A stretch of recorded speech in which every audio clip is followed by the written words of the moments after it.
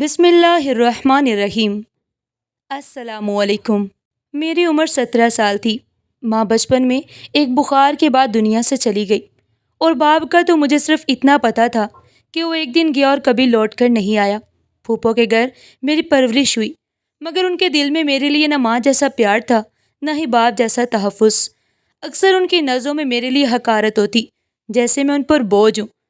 وہ مجھے صرف اس لیے پال رہی تھی کہ کوئی اور تانا نہ دے۔ میری ہر حرکت پر ان کی تیز آواز اور کٹھور لہجہ مجھے خاموش کر دیتا۔ ایک دن صبح جب میں ناشتہ بنانے کے لیے باورچی خانے میں تھی تو پھوپھو نے سب گھر والوں کے سامنے بلند آواز میں کہا، تمہاری ماں کا کیا کردار تھا سب جانتے ہیں، اور تم بھی ویسی ہی نکلو گی۔ ہمیں ہماری عزت پیاری ہے، اور تم سے اب زیادہ امید نہیں رہی۔ ان کے الفاظ جیسے کسی نے میرے سینے پر ہتھوڑا مار دیا۔ میں کچھ لمحے ساکت ہو گئی، میری سانسیں رک گئیں اور دل جیسے خالی خالی سا ہو گیا۔ مجھے کچھ سمجھ نہیں آ رہا تھا کہ میری ماں پر اتنا بڑا الزام لگا کر وہ مجھے کیا جتانا چاہ رہی ہیں۔ میں نے تھوک نگلا اور آنکھوں میں آنسو چھپا لیے، لیکن زبان پر جیسے تالا لگا ہوا تھا۔ اس دن شام کو وہ خاموشی سے میرے پاس آئی اور کہا، تیار ہو جاؤ، تمہیں کچھ دور جانا ہے۔ میں خاموشی سے ان کے ساتھ چل دی۔ جب میں گاڑی کے قریب قدم رکھا تو انہوں نے پیچھے سے میری آنکھوں پر سیاہ پٹی باندھ دی۔ میں گھبرا گئی اور بولی، پھوپھو یہ کیا کر رہی ہیں؟ لیکن انہوں نے کوئی جواب نہیں دیا، بس مجھے گاڑی میں دھکیل کر دروازہ بند کر دیا۔ گاڑی سٹارٹ ہوئی اور سڑک پر تیز رفتار سے بھاگنے لگی۔ میری آنکھوں کے آگے اندھیرا تھا، لیکن دل کے اندر خوف کا طوفان تھا۔ مجھے اپنی سانسیں سنائی دے رہی تھی اور گاڑی کے ٹائروں کی آواز میرے دل کی دھڑکن کو اور تیز کر رہی تھی۔ میں نے کئی بار سوال کیا، کہاں لے جا رہی ہیں؟ لیکن کوئی جواب نہیں آیا، نہ ہی میرے سوال کا، نہ ہی میری حالت کا۔ کچھ دیر بعد گاڑی ایک جگہ جا کر رکی۔ مجھے بازو سے کسی نے زور سے کھینچا اور نیچے اتارا۔ پھر میں نے سنا کہ ایک بھاری دروازہ کھل رہا ہے اور مجھے کسی اندرونی جگہ پر لے جایا گیا، جہاں ہلکی ہلکی روشنی تھی۔ ایک اجنبی عورت کی آواز سنائی دی۔ اس نے حیرت سے پوچھا، کیا یہی ہے؟ میرے پھوپھو نے تھکی ہوئی آواز میں کہا، ہاں، جیسی تم مانگ رہی تھی ویسی ہی ہے۔ 5 لاکھ دو اور لے جاؤ۔ اس عورت نے میری طرف قدم بڑھایا اور میرے چہرے سے پٹی ہٹائی۔ میں نے اس کی آنکھوں میں عجیب سی چمک دیکھی، جیسے وہ مجھے قیمتی چیز کی طرح پرکھ رہی ہو۔ میں کانپ گئی، میرے قدم پیچھے ہونے لگے، لیکن جسم میں جان نہیں تھی۔ سمجھ نہیں آ رہا تھا کہ یہ سب کیا ہو رہا ہے، اور کیوں ہو رہا ہے، اور میرے ساتھ کیوں ہو رہا ہے۔ میری دنیا جیسے رک گئی تھی، میری پٹی کھولی گئی اور آنکھیں چندیا گئی۔ سامنے ایک بڑی عالیشان کوٹھی کا ہال تھا، جس کی چھتیں بلند اور دیواروں پر قیمتی پردے آویزاں تھے۔ وہاں ایک درمیانی عمر کی عورت کھڑی، اس کی آنکھوں میں غرور بھی تھا اور کاروباری سی پرکھ بھی۔ اس نے مجھے ایک لمحہ سر سے پاؤں تک دیکھا اور جیسے کوئی اندر ہی اندر حساب لگا رہی ہو، پھر خشک لہجے میں بولی، اسے اوپر والے کمرے میں لے جاؤ، اور خیال رہے اسے کسی مرد کے سامنے مت آنے دینا۔ میں گھبرا گئی، میرا دل زور زور سے دھڑکنے لگا۔ میں کچھ بولنا چاہتی تھی کہ شاید یہ سب غلط فہمی ہو، مگر حلق ایسا خشک ہو چکا تھا کہ آواز ہی نہیں نکل رہی تھی، جیسے میری آواز نے بھی خوف کے آگے ہتھیار ڈال دیے ہوں۔ اتنے میں 2 نوجوان لڑکیاں آئیں، جن کے چہروں پر بے حسی اور عادت کا اثر تھا۔ انہوں نے میرا بازو تھاما اور مجھے ایک سیڑھیوں والے راستے سے اوپر لے گئی۔ وہاں ایک کمرہ تھا، جیسے کسی مہمان کے لیے سجا رکھا ہو، مگر دروازے کے باہر لگا تالا بتا رہا تھا کہ یہاں آنے والا مہمان خوشی سے نہیں آیا۔ میں نے لڑکیوں سے پوچھا کہ یہ کون سی جگہ ہے، مجھے یہاں کیوں لایا گیا ہے؟ تو انہوں نے ایک دوسرے کی طرف دیکھا اور ایک نے ہنستے ہوئے کہا، تمہیں چند دن بعد بڑے صاحب کے لیے پیش کیا جائے گا۔ میرے ٹانگوں سے جیسے جان نکل گئی، میری روح کانپ گئی۔ میں ایک قدم پیچھے ہٹی، مگر دروازہ بند ہو چکا تھا۔ میں کمرے کے کونے میں بیٹھ گئی، میرے دل سے دعائیں نکلنے لگیں، یا اللہ مجھے یہاں سے نکال دے۔ رات کا اندھیرا ہر لمحہ بڑھتا گیا۔ میں بستر پر لیٹی تو لگا جیسے بستر میرے وجود سے سوال کر رہا ہو کہ تمہیں تمہاری ماں نے یہی دن دکھانے کے لیے جنم دیا تھا۔ دیواروں پر نظر ڈالتی تو لگتا جیسے وہ بھی مجھ پر ہنس رہی ہوں اور طنز کر رہی ہوں۔ نیند آنکھوں سے کوسوں دور تھی، صرف دعا تھی اور خاموشی۔ 2 دن تک مجھے نہ کسی نے بلایا، نہ کچھ بتایا۔ صرف صبح اور شام کھانے کا ایک تھال کمرے کے باہر رکھ دیا جاتا۔ دروازے پر دستک ہوتی، میں قریب جاتی تو وہ تھال فرش پر رکھا ہوتا، اور پھر کوئی تیزی سے قدموں کی چاپ دور چلی جاتی۔ دن بھر میں کمرے کی دیواروں کو گھورتی رہتی، اس کی سفیدیاں مجھے کاٹنے لگی تھی۔ کھڑکی سے باہر جھانکتی تو ایک بلند دیوار نظر آتی، جس کے پار کی دنیا میرے لیے خواب بن چکی تھی۔ آئینے کے سامنے جا کر جب اپنے چہرے کو دیکھتی تو لگتا جیسے میری آنکھوں سے چمک اور چہرے سے معصومیت کوئی نوچ کر لے گیا ہو۔ لب خاموش تھے، مگر آنکھوں میں طوفان تھا۔ رات کو نیند جیسے کسی پرائے کمرے میں چلی گئی۔ ہر لمحہ دل پر ایک بوجھ رہتا کہ جانے کب کیا ہونے والا ہے۔ تیسرے دن صبح وہی دو لڑکیاں آئیں جن کے چہرے بے رحمی سے خالی تھے۔ ایک نے مسکرا کر کہا، آج تمہیں تیار کرنا ہے۔ میں نے ان کی طرف دیکھا تو جیسے میری جان نکل گئی۔ دوسری نے دروازہ بند کرتے ہوئے کہا، تمہیں آج بڑے صاحب کے کمرے میں لے جایا جائے گا۔ یہ سنتے ہی میرے جسم میں سنسناہٹ دوڑ گئی۔ میں زمین پر بیٹھ گئی، میرے ہاتھ کانپ رہے تھے۔ میں نے ہاتھ جوڑ کر ان کے قدموں میں بیٹھ کر رحم کی بھیک مانگی۔ میں نے کہا، خدا کا واسطہ ہے مجھے جانے دو، میں یہ سب نہیں کر سکتی۔ میں ایک شریف گھرانے کی لڑکی ہوں۔ میری ماں اگر نہیں رہی تو اس کا یہ مطلب نہیں کہ میری زندگی کو بھی کوڑیوں کے مول بیچ دیا جائے۔ مگر وہ دونوں جیسے انجان تھی۔ انہوں نے مجھے دونوں بازوں سے تھاما اور کہا، تم اب ہمارے پاس ہو، اور ہمارے پاس وہی ہوتا ہے جو مالکن کہتی ہے۔ یہاں کوئی اپنی مرضی نہیں کرتا، یہاں صرف ایک ہی قانون چلتا ہے، اور وہ ہے خاموشی اور اطاعت۔ میں نے اپنی بے بس آنکھوں سے ان کی طرف دیکھا، مگر ان کے چہروں پر کوئی نرمی، کوئی رحم نظر نہیں آیا، جیسے وہ انسان نہیں روبوٹ ہوں۔ میں رونے لگی، لیکن میرے آنسو بھی شاید اب ان پر اثر نہ ڈال سکتے تھے۔ میں سمجھ چکی تھی کہ آج میری زندگی ہمیشہ ہمیشہ کے لیے بدلنے والی ہے۔ مجھے تیار کیا گیا جیسے میں کوئی دلہن بن رہی ہوں، مگر دل کے اندر خوف کا ایک ایسا سایہ تھا جو ہر لمحے بڑھتا ہی چلا جا رہا تھا۔ ایک لڑکی نے میری آنکھوں میں سرما لگایا، دوسری نے میرے ہونٹوں پر ہلکی سی لپسٹک لگائی اور بالوں کو سنوار کر ایک نرم سا دوپٹہ میرے سر پر رکھ دیا۔ آئینے کے سامنے کھڑی میں خود کو پہچان نہیں پا رہی تھی۔ میری آنکھوں کی چمک بجھ چکی تھی، چہرے پر گہری خاموشی چھائی ہوئی تھی۔ میں نے آئینے میں خود کو دیکھا اور دل سے نفرت سی محسوس ہونے لگی، جیسے میں خود اپنی دشمن بن گئی ہوں، جیسے میرا وجود مجھ سے جدا ہو چکا ہو اور وہ صرف کسی اور کی ملکیت بننے جا رہا ہو۔ تھوڑی دیر بعد دروازہ کھلا اور مجھے کہا گیا کہ آؤ تمہیں اوپر لے چلتے ہیں۔ میں خاموشی سے ان کے پیچھے چل دی۔ مجھے ایک بڑی سیڑھیوں والی راہداری سے گزارا گیا جو ایک خوبصورت کمرے کی طرف جا رہی تھی، جیسے کسی محل کا خاص کمرہ ہو۔ اس کمرے میں داخل ہوتے ہی میری آنکھوں کے سامنے ایک ایسی دنیا کھل گئی جہاں ہر چیز قیمتی اور نفیس تھی۔ مخمل کے پردے، نرم قالین، بیش قیمت صوفے اور دیواروں پر لٹکتی پینٹنگز جو شاید لاکھوں کی ہوں گی، مگر ان سب میں مجھے کچھ بھی اچھا نہ لگا، کیونکہ میرا دل ایک عذاب میں پھنسا ہوا تھا۔ میں ایک صوفے پر بیٹھ گئی اور اپنے ہاتھوں کو مٹھیوں میں بھینچ کر آنکھیں بند کر لی۔ میں دل ہی دل میں دعائیں مانگ رہی تھی کہ یا اللہ، اگر میں کسی گناہ کی طرف دھکیلی جا رہی ہوں تو مجھے پہلے ہی اپنے پاس بلا لے۔ میری آنکھوں کے کنارے بھیگ چکے تھے، میری سانسیں تیز تھی اور دل ایک انجانے طوفان کے لیے تیار ہو رہا تھا۔ کچھ لمحے گزرے تھے کہ دروازے کی ہلکی سی چڑچڑاہٹ سنائی دی۔ میرے وجود میں لرزہ دوڑ گیا۔ وہ اندر آیا، میں نے ہمت کر کے آنکھیں کھولی اور جب اس کی طرف دیکھا تو میری روح کانپ اٹھی۔ وہ شخص کوئی اجنبی نہیں تھا، بلکہ وہ چہرہ میری زندگی کے کسی دھندلے گوشے سے جڑا ہوا تھا۔ میں نے ایک لمحے کو یقین نہیں کیا کہ وہ واقعی وہی ہے یا میری آنکھوں کا دھوکہ ہے۔ میری سانسیں رک گئیں اور دل جیسے سینے سے نکلنے کو تھا، کیونکہ جو شخص میرے سامنے کھڑا تھا وہ کوئی اور نہیں بلکہ وہ شخص جو کمرے میں داخل ہوا۔ اس کی عمر تقریباً 50 برس کے قریب ہوگی۔ اس کے چہرے پر سنجیدگی اور آنکھوں میں ایک عجیب سا سکون تھا۔ لباس مہنگا اور پروکار تھا، جیسے صاف لگتا تھا کہ وہ کوئی عام آدمی نہیں ہے۔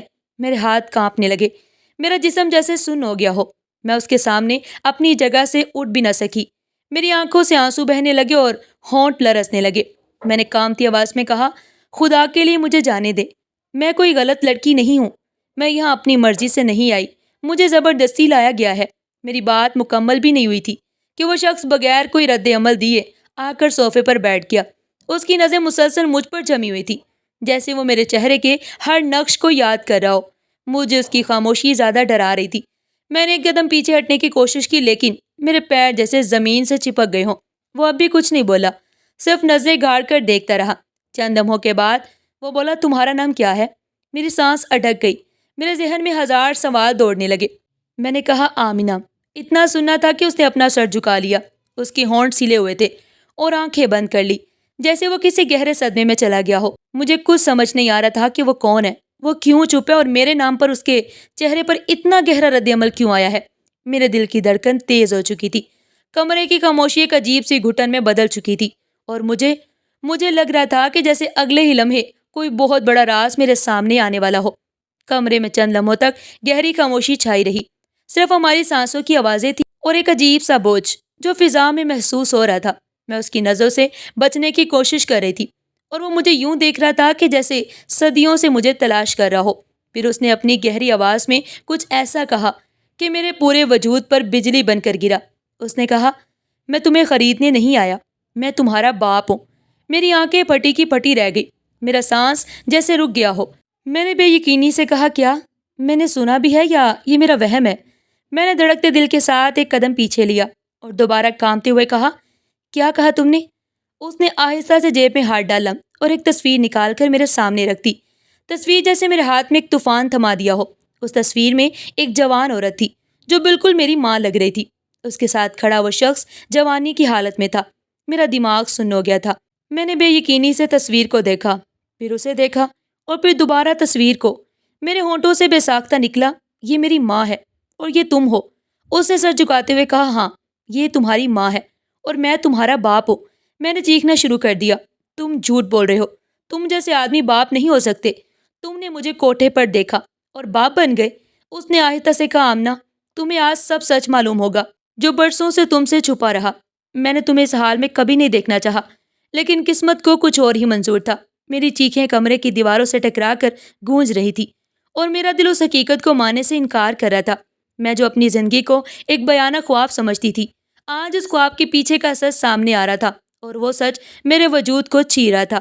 میرے سوالوں کے جواب میں وہ کچھ لمحے خاموش رہا، جیسے الفاظ اس کے گلے میں اٹک گئے ہوں۔ اس کے چہرے پر ایسی تکلیف تھی جو برسوں کے پچھتاوے اور دکھوں سے آئی ہو۔ میں نے سخت لہجے میں کہا، سچ بتاؤ تم کون ہو اور کیوں اب آئے ہو؟ اس نے آنکھیں نم کرتے ہوئے آہستہ سے کہنا شروع کیا، تمہاری ماں سے میری محبت ایک سچی اور پاکیزہ محبت تھی جو وقت کے ساتھ نکاح میں بدل گئی تھی۔ ہم نے خفیہ طور پر شادی کر لی تھی کیونکہ میرے خاندان والے اس رشتے کے سخت خلاف تھے۔ ان کی نظر میں تمہاری ماں اس قابل نہیں تھی، مگر میرے دل میں اس کے لیے جو جگہ تھی وہ کبھی خالی نہیں ہوئی۔ شادی کے کچھ عرصے ہی بعد میرے گھر والوں نے مجھے زبردستی باہر ملک بھیج دیا اور میرا تمہاری ماں سے ہر رابطہ ختم کر دیا۔ میں نے کوشش کی کہ کسی طرح واپس آؤں، مگر ہر دروازہ بند کر دیا گیا۔ کچھ برس بعد جب مجھے ایک پرانے دوست کے ذریعے یہ خبر ملی کہ تمہاری ماں نے مجھے چھوڑنے کے بعد ایک بیٹی کو جنم دیا ہے، تو میرے قدموں تلے سے زمین نکل گئی۔ میں فوراً واپس آنا چاہتا تھا، لیکن جب آیا تو تمہاری ماں اس دنیا سے جا چکی تھی اور تمہاری کوئی خبر نہیں تھی۔ میں نے تمہیں ڈھونڈنے کی ہزار کوشش کی، لیکن تمہاری پھوپھو نے سب کچھ مجھ سے چھپا لیا۔ وہ تمہیں اپنے ساتھ لے گئیں اور مجھے کبھی یہ نہیں بتایا کہ تم کہاں ہو، کیسی ہو یا زندہ بھی ہو یا نہیں۔ میں ہر درگاہ، ہر ادارے، ہر شہر تمہیں تلاش کرتا رہا، لیکن تم کہیں نہیں ملی۔ آج برسوں بعد مجھے ایک شخص کے ذریعے پتہ چلا کہ ایک لڑکی کو یہاں بیچا گیا ہے جو ہو بہو تمہاری ماں جیسی ہے، اور اس کے چہرے نے مجھے میری نیندیں اڑا دی۔ میں نے فوراً یہاں آ کر تمہیں پہچان لیا۔ تمہاری آنکھیں تمہاری ماں جیسی ہیں اور تمہارا نام سن کر میرا دل پھٹ گیا۔ آمینہ، تم میری بیٹی ہو اور میں تمہیں بچانے آیا ہوں۔ میں صدمے کے مارے فرش پر گر گئی، آنکھوں سے آنسو تھمنے کا نام نہیں لے رہے تھے۔ میں اندر برسوں کا درد جیسے ایک ساتھ باہر نکل آیا ہو۔ وہ جو ابھی تک میرے لیے ایک اجنبی تھا، اب میرے سامنے باپ کی صورت کھڑا تھا۔ اس کا چہرہ میرے آنسوؤں سے بھی زیادہ نم تھا۔ وہ میرے قریب آیا اور گھٹنوں کے بل بیٹھ کر مجھے سہارا دیا۔ اس کے ہاتھوں میں ایک باپ کی بے بسی تھی، اس کی آنکھوں میں پچھتاوے کا ایک سمندر تھا۔ اس نے نرمی سے کہا، بیٹا چلو میرے ساتھ، میں تمہیں اس جہنم سے نکالنے آیا ہوں۔ تمہیں وہ زندگی دوں گا جس کی تم حقدار ہو۔ میں نے اس کے چہرے کو دیکھا تو پہلی بار مجھے ماں کی کہانیاں یاد آئیں۔ وہ کہتی تھی، تمہارے بابا بہت اچھے انسان تھے، حالات نے ہمیں الگ کر دیا، اور آج وہ حقیقت میرے سامنے زندہ کھڑی تھی۔ میں اب بھی بے یقینی کے عالم میں تھی، دل ماننے کو تیار ہی نہیں تھا کہ یہ سب سچ ہے، مگر اندر کہیں ایک آواز بار بار یہی کہہ رہی تھی کہ یہی میرا باپ ہے۔ پھر میں نے دھیرے سے لرزتے لبوں سے کہا، اگر آپ واقعی میرے والد ہیں تو مجھے یہاں سے لے جائیں۔ مجھے اس جگہ سے نفرت ہے، مجھے ایک پل کے لیے بھی یہاں رہنا گوارا نہیں۔ میں اس جگہ کی دیواروں سے، اس کی چھت سے، ہر سانس سے نفرت کرنے لگی ہوں۔ میں نہیں جانتی آپ کہاں سے آئے، کیسے آئے، لیکن اگر آپ میرے باپ ہیں تو مجھے بچا لے۔ میں اور کچھ نہیں جانتی، میں بس یہاں سے چلی جانا چاہتی ہوں۔ میرے آنسو اب سسکیوں میں بدل چکے تھے اور اس کے بازوں کا لمس مجھے پہلی بار تحفظ کا احساس دے رہا تھا۔ جب وہ مجھے جہنم سے نکال کر لے جانے لگا تو سب خاموش کھڑے تھے، کمرے میں جیسے وقت رک گیا ہو۔ مالکن جو ہمیشہ غرور سے بولتی تھی آج بالکل چپ تھی، اس کے ہونٹ سلے ہوئے تھے، جیسے وہ جان چکی ہو کہ اب کچھ بھی نہیں بچا۔ باپ نے میرے کندھے پر ہاتھ رکھا اور ہم باہر نکل گئے۔ میں نے مڑ کر آخری بار اس در و دیوار کو دیکھا جہاں میری عزت، میرے خواب اور میری مسکراہٹ قید ہوئی تھی۔ پھر جیسے ہوا نے میرا چہرہ چھوا اور مجھے لگا کہ میں آزاد ہو گئی ہوں۔ چند دن بعد ہم اس کے خوبصورت اور پرسکون گھر پہنچے، ایک ایسا گھر جہاں خوف نہیں تھا، جہاں آوازیں نہیں ڈراتی تھیں، جہاں بند دروازے میری سانسوں پر تالے نہیں لگاتے تھے۔ وہ ہر لمحہ میری آنکھوں سے آنسو صاف کرتا رہا، میرے دل میں وہ جگہ بناتا رہا جو برسوں سے خالی تھی۔ اس کی بیوی اور بچے بھی میرے ساتھ بہت محبت سے پیش آئے۔ میں پہلی بار خود کو ایک گھر کا حصہ محسوس کر رہی تھی، جیسے میری زندگی نے نیا جنم لیا ہو، جیسے ہر گھڑی نئی امید دے رہی ہو۔ کچھ ہی ہفتے گزرے تھے کہ ہمیں ایک چونکا دینے والی خبر ملی۔ پولیس نے ایک خفیہ کارروائی کے دوران انسانی اسمگلنگ کے ایک بڑے نیٹ ورک کو پکڑا اور اس میں پھوپھو کا نام سر فہرست تھا۔ جب میں نے سنا تو میرے اندر کچھ ٹوٹ گیا۔ مجھے یقین نہیں آ رہا تھا کہ جن کے ساتھ میں نے بچپن گزارا، جن کو میں اپنا سب کچھ سمجھتی تھی، وہ میرے ساتھ اتنا بھیانک کھیل کھیل چکے تھے۔ ان پر درجنوں مقدمات درج تھے اور غیر قانونی دھندوں میں ملوث ہونے کا انکشاف ہوا۔ ان کی گرفتاری کی خبر پورے علاقے میں پھیل گئی اور لوگ حیران تھے کہ اتنے پردے کے پیچھے اتنا سیاہ چہرہ چھپا ہوا تھا۔ میں نے ایک بار پھر رب کا شکر ادا کیا کہ جس نے مجھے ظلم سے نکالا اور مجھے میرے اصل رشتے اور محفوظ زندگی سے ملا دیا۔ آج میں ایک کامیاب وکیل ہوں۔ میں نے اپنی زندگی کی تلخ حقیقتوں کو اپنی طاقت بنایا ہے۔ میں نے اپنے جیسے کئی مظلوم بچوں کے لیے آواز بلند کی، جنہیں زمانے نے اندھیرے میں دھکیل دیا، مگر وہ بھی روشنی کے حقدار تھے۔ میں نے سیکھا کہ دنیا جتنی ظالم ہو، رب اتنا ہی مہربان ہوتا ہے۔ اگر انسان ہار نہ مانے تو رب راستے ضرور بناتا ہے۔ میں نے زندگی کی اس جنگ میں شکست نہیں کھائی۔ میں نے صبر کو اپنی ڈھال بنایا اور رب پر بھروسہ رکھا۔ میری کہانی درد بھری سچائی تھی، لیکن اس کا انجام میرے رب کے فیصلے نے خوبصورت بنا دیا۔ میں نے وہ سب کچھ پایا جو میرے رب نے میرے لیے لکھ رکھا تھا، اور آج میں ہر اس مظلوم کے ساتھ کھڑی ہوں جو انصاف کا منتظر ہے۔ میں دعا کرتی ہوں کہ جو بھی یہ سن رہا ہے اسے بھی اپنی زندگی میں وہ روشنی ملے جس کی اسے تلاش ہے۔ ناظرین، اس طرح کی مزید سبق آموز اور دل کو چھو لینے والی کہانیوں کے لیے ہمارے چینل ایڈیو پن پوائنٹ کو سبسکرائب کریں، لائک کریں اور دل سے کمنٹ ضرور کریں، اور یاد رکھیں آپ کا ایک شیئر کسی کی زندگی بدل سکتا ہے۔ پھر ملتے ہیں ایک نئی کہانی کے ساتھ۔ تب تک کے لیے اپنا اور اپنے پیاروں کا بہت سارا خیال رکھیے گا۔ شکریہ۔ اللہ حافظ۔